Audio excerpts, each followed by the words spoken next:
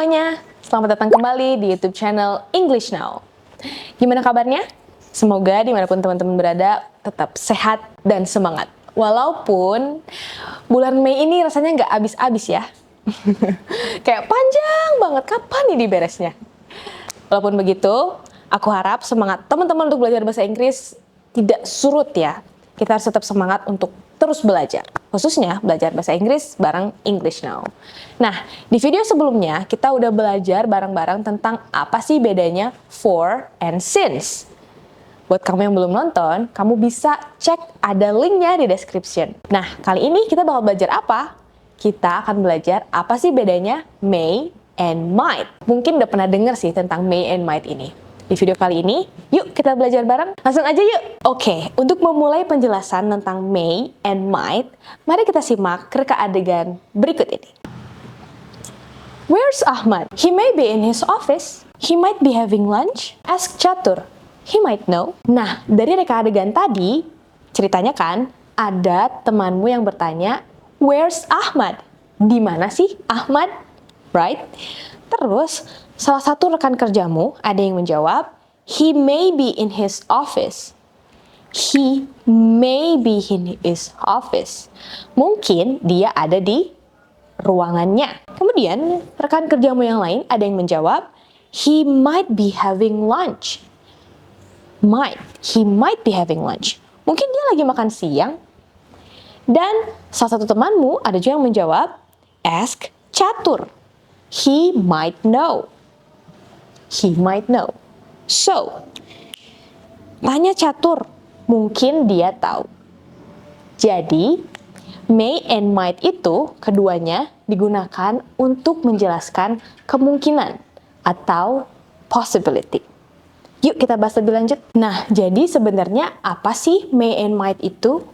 May and might adalah modal verb atau auxiliary verb untuk menunjukkan possibility, kemungkinan. Ada banyak lagi contoh modal verb yang lain. Mungkin pernah dengar can, could, must, have, dan semuanya punya fungsi yang berbeda. Kalau may and might digunakan untuk menjelaskan possibility atau kemungkinan. Nah, may and might bisa digunakan secara bergantian gitu. Gak apa-apa kalau misalnya ditukar penggunaannya. Tapi, may and might kan dua-duanya menunjukkan kemungkinan nih. Tapi kalau may itu punya kemungkinan yang lebih besar. Menjelaskan satu kemungkinan yang lebih besar dibandingkan dengan might. Jadi kalau may mungkin 70% kemungkinannya itu akan terjadi. Tapi kalau might 40%. Jadi itu bedanya may dan might. Sekarang mari kita lihat kayak gimana sih penggunaan may and might. Yang pertama, may and might bisa digunakan untuk menjelaskan kemungkinan kejadian atau tindakan yang dilakukan di masa depan. Kita langsung bahas contohnya dalam bentuk positif dan bentuk negatif ya. Yang bentuk positif, coba perhatikan di sini. Number 1. I haven't decided where to go on holiday. I may go to Ireland. So, dari kalimat ini, aku belum menentukan nih, aku liburan mau kemana. Mungkin aku mau ke Ireland. Jadi, kemungkinan ya, dia mau ke sana. Belum fix, baru mungkin aja. Oke? Kemudian yang kedua, kita contohnya ini yang might ya. The bus isn't always on time. We might have to wait a few minutes. Busnya tuh nggak selalu datang tepat waktu. Mungkin kita harus menunggu beberapa menit. Mungkin isn't always on time kan, tidak selalu datang tepat waktu. Tapi bisa jadi di tepat waktu kan. So, mungkin kita harus menunggu beberapa menit. Ini contoh yang positive. I may go to Ireland. We might have to wait a few minutes. Oke, nanti kita akan bahas strukturnya setelah ini. Nah, untuk yang negatif, gimana? Yang negatif, contohnya di sini, Amy may not go tonight. May not go tonight. She isn't feeling well. Kayaknya Amy gak akan datang deh, akan pergi deh malam ini. Dia lagi gak enak badan. May not go tonight. Now, lihat yang might. There might not be enough time. There might not be enough time to discuss everything in the meeting. Mungkin waktunya nggak akan cukup untuk mendiskusikan semuanya di rapat. Lihat positifnya, I may go to Ireland. We might have to wait a few minutes. Negatifnya, Amy may not go tonight. May not go tonight. There might not be enough time. Yuk sekarang kita coba bedah. Jadi polanya gimana nih kalau positif and negatif menggunakan may and might. Oke, sekarang coba kita bahas strukturnya. Jadi kalau untuk say something yang mungkin, which is positive, gini strukturnya ya. Semua subjek I, you, they, we, he, she, it, semuanya bisa menggunakan may or might. Dan tidak ada perubahan ya terhadap may or might. Nggak ditambahin s, misalnya kalau past nggak berubah ditambahin ed, nggak ya. Jadi tetap may or might. Modals nggak dirubah, oke? May or might. Kemudian diikuti dengan apa aja? Yang pertama diikuti dengan bisa no, work, want, atau verb 1. Semuanya diikuti verb 1. Atau bisa diikuti dengan be plus verb ing. Contohnya yang tadi, ketika temennya nanya, si Ahmad di mana? Mungkin dia sedang makan siang. He might be having lunch, kan contohnya tadi. Mungkin dia sedang makan siang. Might be having lunch. Dan juga bisa diikuti dengan be plus, kalau ini kan tadi diikuti dengan kegiatan ya. Dia mungkin sedang makan siang. Tapi kalau ini mungkin dia ada di, atau ini kayak yang sebutannya tuh bukan tindakan tapi kejadian gitu ya. Diikuti dengan kejadian, misalnya be true, it might be true. Mungkin itu benar. Atau he might be in his office. Mungkin dia sedang ada di ruangannya. So, bisa diikuti dengan ini ya. Ini strukturnya untuk yang positif. Untuk yang negatif gimana? Simple. Yang negatif, kamu tinggal tambahin not aja. Di mana? Di sini. So, di sini ada not. Untuk yang negatif. Ya, jadi tinggal tambahin not aja setelah may or might. Misalnya tadi, contohnya yang negatif, kalimatnya seperti tadi ya. Amy may not diikuti dengan verb 1 go. May not go out tonight. Jadi itu ya strukturnya untuk may and might, positive and negative. Ada beberapa hal yang kita harus perhatikan ketika kita menggunakan may or might. Yang pertama, kita semua tahu kan tadi sudah dibahas kalau may or might digunakan untuk menjelaskan kemungkinan, right? Tapi, kalau misalnya kemungkinannya itu di situasi yang tidak nyata, atau jatuhnya kita jadi berandai-andai, kita nggak pakai may. Kita pakai might. Contohnya gimana kalimatnya? Contohnya gini. If they paid me better, I might work harder. Bukan I may work harder. Kenyataannya adalah, kan ini if they paid me better. Kalau mereka membayar aku dengan lebih baik, I might work harder. Aku akan bekerja lebih keras. Kenyataannya, mereka tidak membayar aku dengan lebih baik. Mereka tidak membayar apapun itu pekerjaannya dengan lebih baik. So, kita menggunakannya might, bukan may. Karena situasi ini bukan situasi yang nyata. Itu lebih ke berandai-andai, oke? Kemudian yang kedua, kan dua-duanya ini may and might ini digunakan untuk menjelaskan kemungkinan. Tadi di awal dibahas kalau may itu lebih memungkinkan terjadi daripada might kan? Sekarang coba kita bandingkan dengan kemungkinan yang emang udah pasti dan may and might ini. Kita bahas tentang possible versus for sure atau sudah pasti. Contohnya di sini, I'm going to Ireland soon. Kalimat ini bilang bahwa aku akan pergi ke Ireland secepatnya. Ini menjelaskan bahwa itu tuh benar-benar akan terjadi. Ketika kamu menggunakan I'm going to, itu tandanya rencana kamu tuh memang udah fix, udah matang banget, kamu bakal pergi ke Ireland secepatnya. Bedanya dengan may and might, itu yang sudah kita bahas. Kalau may and might itu ya masih kemungkinan aja. Mungkin kamu belum bener-bener pesan tiket pesawat ke Ireland, mungkin kamu belum bener-bener bikin itinerary-nya gitu ya, belum bikin susunan gimana nanti kegiatannya di sana. Itu may and might. Tapi kalau kamu bilang I'm going to Ireland soon, berarti itu tuh udah fix banget kamu bakal ke Ireland secepatnya. Kamu udah pesan tiket pesawat, kamu udah nyusun rencana perjalanan dan sebagainya. So, kalau kamu emang mau bilang kemungkinan yang udah pasti atau rencana yang udah pasti, kamu pakainya I'm going to ya. Bukan I might atau I may. Keduanya, might and may juga bisa dipakai untuk menjelaskan possible plan. Rencana-rencana yang mungkin akan terjadi atau mungkin kita lakukan di masa depan. Tapi belum yang for sure atau fix. Oke? Nah, selanjutnya ada might as well.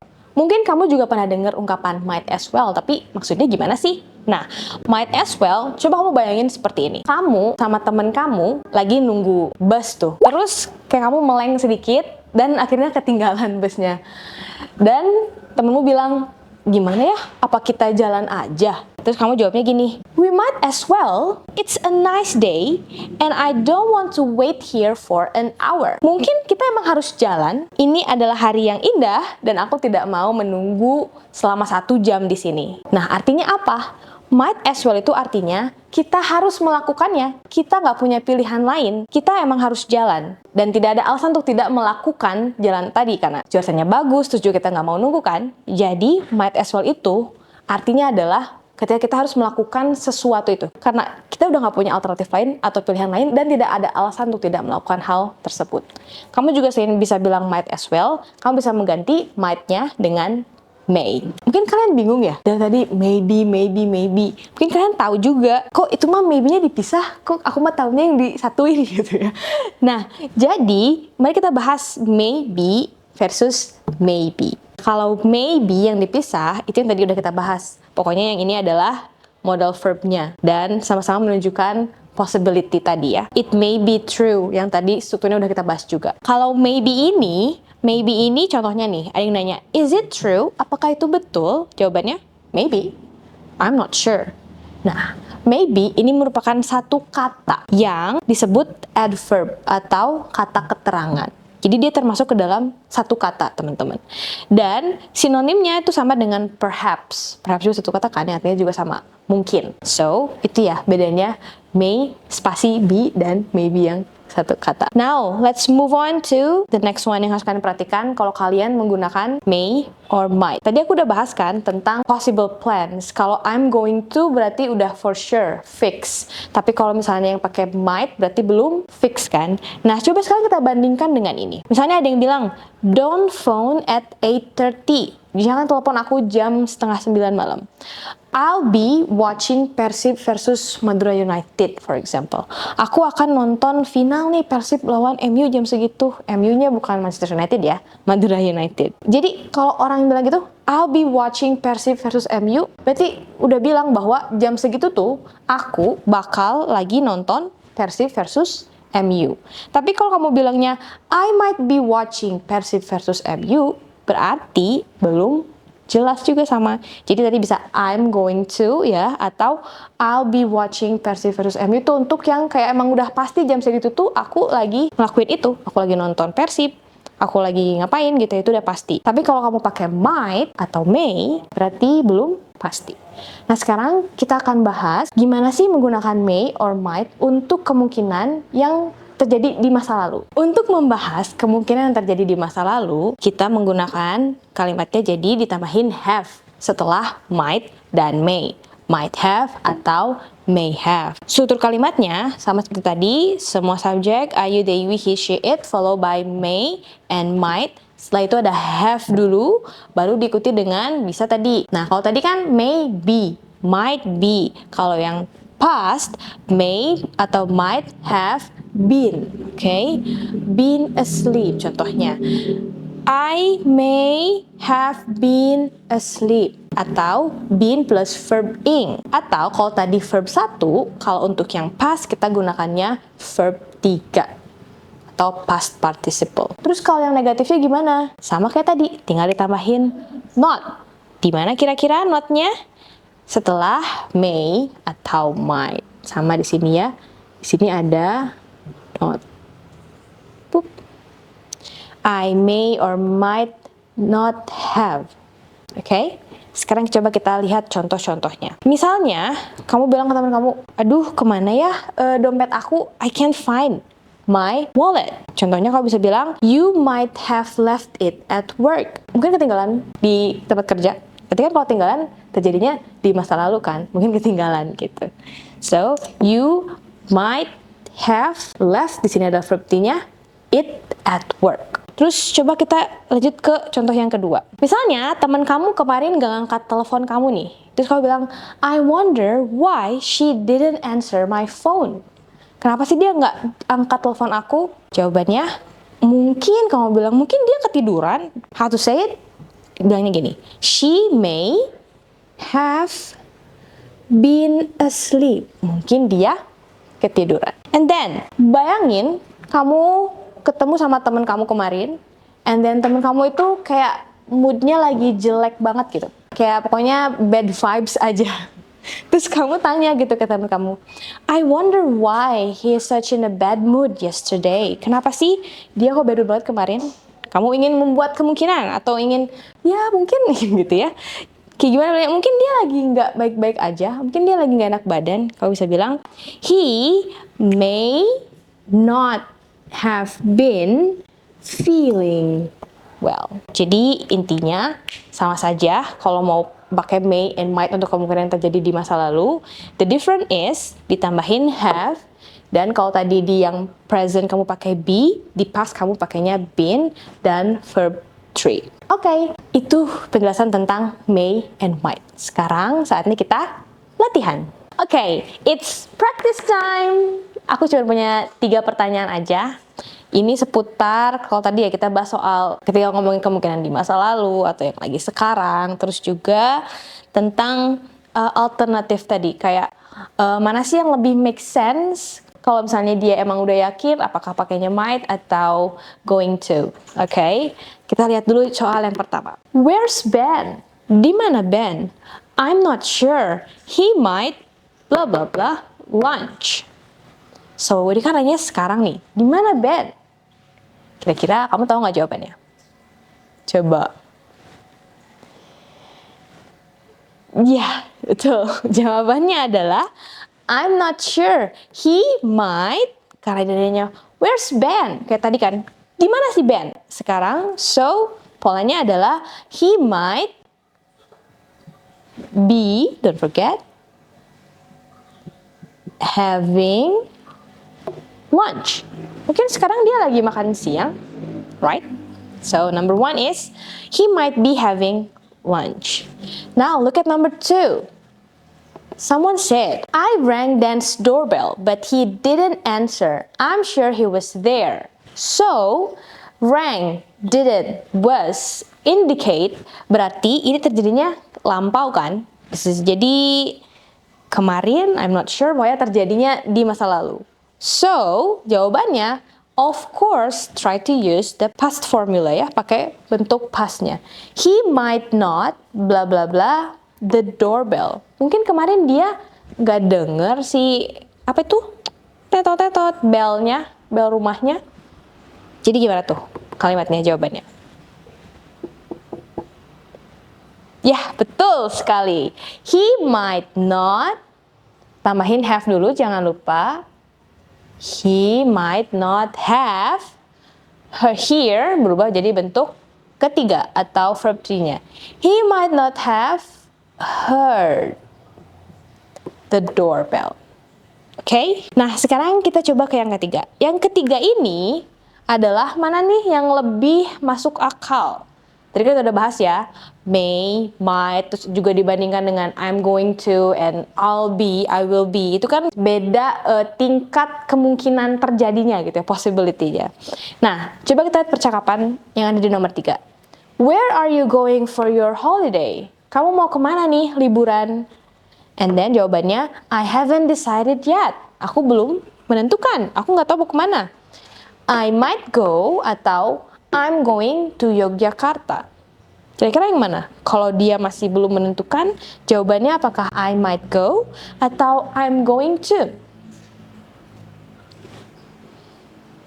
Ya, seperti tadi aku jelasin, jawabannya of course I might go. Karena kalau kamu pakai I'm going to, berarti kamu tuh kemungkinannya udah bener-bener fix akan pergi ke Yogyakarta. Remember?